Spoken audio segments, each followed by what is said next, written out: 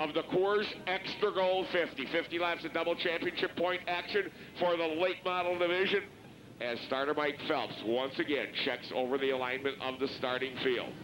Set to go this time around. Listen, you'll hear the drivers gun the engine, clearing the unburned alcohol from the manifolds.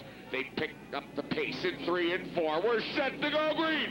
The green flag flies from starter Mike Phelps as Gordy Seegert Jr. takes command. Schill gets a little bit sideways. Leroy is on the move on the outside in the 36 machine into third. That's your boy, Leroy Schneiderman. Without a doubt, he'll exploit the ill-handling Al Schill, number 14, in the early going.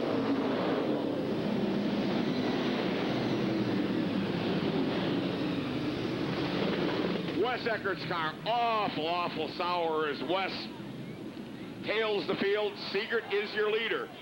And a spin by John Johnson on the back chute. Johnson in car 11 going around. Goes out of shape, collects Schneiderman. Al Schill's automobile was precariously loose. He got sideways. Schneiderman jammed on the brakes. Unfortunately, Leroy's machine refuses to fire, and we have a very early yellow incident in this 50-lap double championship point feature event. In fact, the rookie, and I still can't believe that Heaney can be considered a rookie because he's a heck of a shoe. And Wildman Watson on the outside as they come around for the green. 3 laps scored complete when we go back to green flag action. Seegert out in front of Schill. And Seegert goes into the wall. Big time. Seegert had a failure in the machine. It went right to the outer retaining wall. Gordy Seegert probably hit the wall at 70 or 80 miles an hour.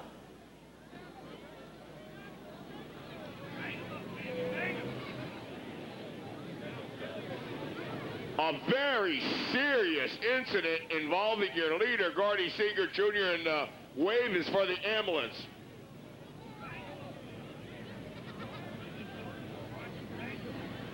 Seegert's car never turned.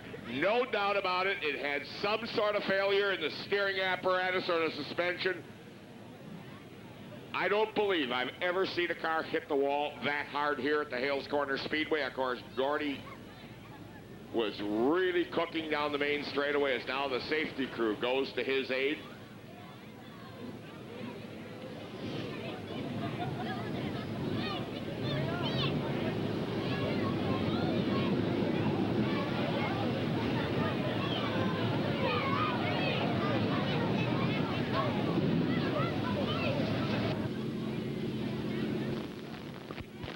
Tom, if you can hear me, Gordy is now out of the car, standing on his own, and now walking away from the car.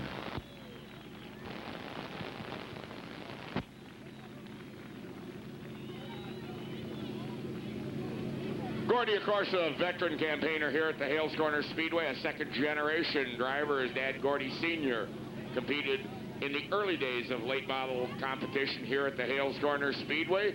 Gordy, for the past 15 years or so, has been a regular here at the Hales Corner Speedway. With a deliberately slow pace, here comes Heaney on the outside in car number 96 as they'll let it all hang out, coming off 4.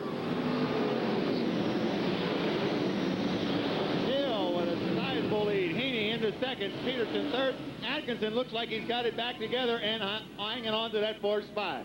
Here comes Priesel into 5th. And the battle now shaping up right behind Atkinson and Priesel. Billy Priesel could set the tempo for tonight's feature event. If Priesel can make the outside groove work, I believe you're going to have a race.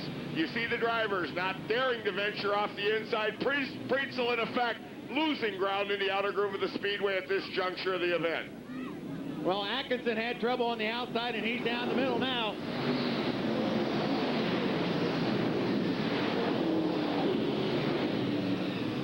Schill with a sizable lead now. Atkinson and Wildman going at it, and look who's now trying to knock into the top 5, George Scheffler. No doubt about it, but you see the drivers refusing to venture off the inner portion of the speedway. Someone's going to have to do it to advance. Priesel continues to go backwards on the outside. But look at that race there as Atkinson now has it together and battling for the third spot, going around the Peterson on the inside. Here comes Miles Van Watson, George Scheffler, Russ Scheffler, and Mike Melius. Well, Sydney Peterson knew she made a mistake allowing Atkinson the inside. She quickly closed the door on the wild man, reducing her loss to only one position as Atkinson now works on Heaney for the number 2 spot.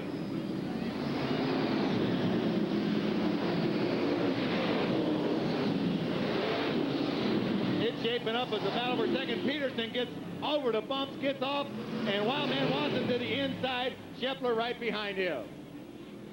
Look at the job Whitey Harris is doing. Remember, Harris a transferee, and now Priestl spins.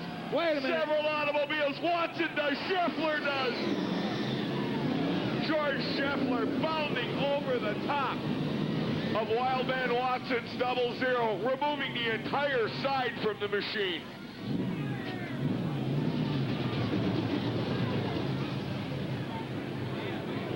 Boy, I'll tell you what, that was unbelievable as they got together. That's F. Fitz now just getting it together coming off of turn 4.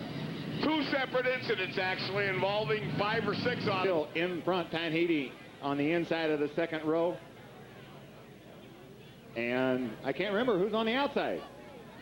Outside of row number 2, Al Atkinson. Okay, set to go back to work. 10 laps in the record book, 40 to go. And Heaney massages the rear quarter panel of Atkinson's number 5, but to no avail as Atkinson takes over the number 2 spot. But look who moved up into 4, and Russ Scheffler right behind him. Priestl tries to go around the outside, on the high side around George. Schill, Atkinson, Heaney, Scheffler, and Melius. Priestl still trying to make that outside move as Atkinson tries the inside of Schill and can't get it done.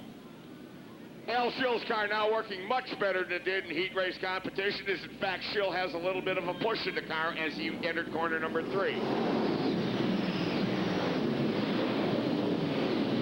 Schill slides high, Atkinson underneath, and I believe he could. No! Schill pulls him off going down the backstretch. Yellow flag flies for some unknown reason. We'll give you the reason as soon as we have it. It's debris is the early word, I believe, up in the area, corner number 4.